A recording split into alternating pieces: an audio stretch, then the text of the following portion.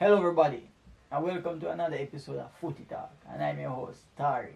Now the French Football, which is a magazine in France and also responsible for the Ballon, they have put out a best 11 of all time. So we here at Footy Talk, we're going to critique it and we're going to find and point out some places that they actually went wrong, and then we're going to give you our best 11 of all time. Stay tuned.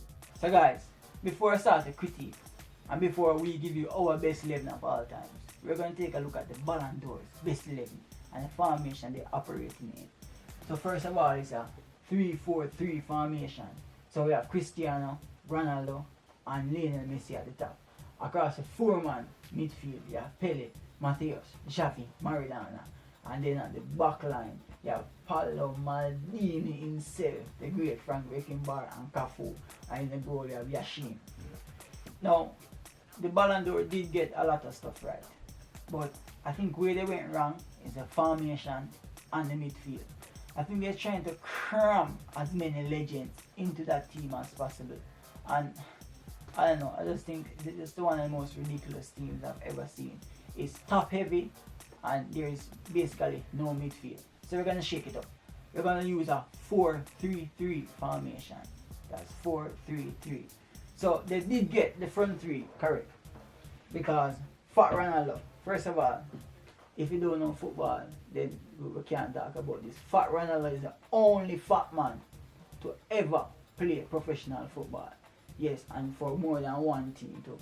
So that's without a doubt. He's the greatest number 9 of all time. Cristiano Ronaldo and Lionel Messi is without a doubt one of the two best players in the generation. And one of the two best players you're going to ever see in history. Just check the numbers, check the goals, check the accomplishment. So we both agree on the front three. But the problem comes in the midfield. When you have that four-man midfield. And they have two forwards playing wing in the midfield. They have Maradona on the right hand and Pele on the left. Which is just clashing. Maradona and Lionel Messi clashing because they're two similar type of players. And I have Cristiano Ronaldo and Pele clashing over there. So what I did was I changed it into a three-man midfield. I'm going to go with a number 10 position right behind those three forwards. And I'm going to use the best number 10 of all time. One who plays the number 10 position, the best. I'm not talking about the number in his back, but how he plays. Goals, assists, creativity, skill, flair. Ronaldinho himself, the best number 10. I don't think anybody can argue with that. So we have our attacking team sorted out so far. You have the three forwards up top. And then you have that number 10 position in form of Ronaldinho right behind him. Now we need a midfield maestro. Now, all due respect to Xavi, everybody knows that I'm a Barcelona fan, I love Xavi.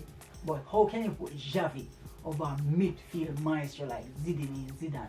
It's just crazy, out of this world. We need somebody who's not going to score a lot of goals or assist a lot of goals, but somebody who's going to man the midfield both defensively and attackingly and help create that keeping of a possession in the midfield. So you have to have the great midfield maestro in the form of Zidane in that team over Xavi.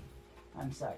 So to close on the midfield, I need a firm holding midfielder to complement all of these players. Now they have Mateus. I was going to replace him because honestly I don't know who this guy was. I was going to replace him with somebody more noticeable like Edgar Davids or Frank Rijkaard or Vieira. There's quite a few of them out there, but I went and did my research, and this man was actually a phenom. He was World Cup winner, he was a Ballon d'Or winner. I mean, he won numerous Bundesliga. I mean, it was just crazy. He was one of the best and he was getting recognized in this midfield position. I mean, this is an invisible position where people don't even notice you. Other people play this and they're remarkable like Busquets and Angola Kante. They don't get recognized for playing that position. This man was getting recognized in an era where they were forwards and goal scorers, and he was winning Ballon d'Or and he was getting recognition in that holding midfielder position. So I think he should keep his place in that midfield. So the Ballon d'Or have a back three and I have a back four, but I'm going to keep all three of those defenders. So I'm going to start with Maldini.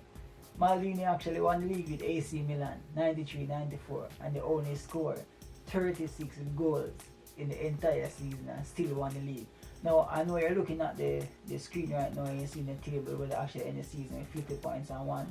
But at that time they were doing 2 points per win. Right now, if you calculate it, it will actually be about 69 points in the season with. That's remarkable. Their teams right now, every big league, their team scoring more than 36 goals and still getting relegated. So we're moving on to Frank Beckenbauer. Now, he has won the Ballon d'Or twice. He has been defenders throughout their lifetime, for example, like Ramos and Virgil van Dijk, and you have the Vidic, the Ferdinand. There's countless of defenders who have done extraordinary stuff and not even win a Ballon d'Or, and this man won the Ballon d'Or twice. That's how good he was. And Cafu will actually be the captain for this team in a very attacking Brazilian team. We all know Brazilians are a very attacking team, and he stood out as a defender, which was very rare in a Brazilian side. So he has to be in it. He's a legend, of course, and a World Cup winner. And on the right hand side, for that right back position, Dani Alves. Now a lot of people is going to be, oh no, Alves. Listen to me, Alves has won more trophies than any other player in the history of football. Yes, go and check that.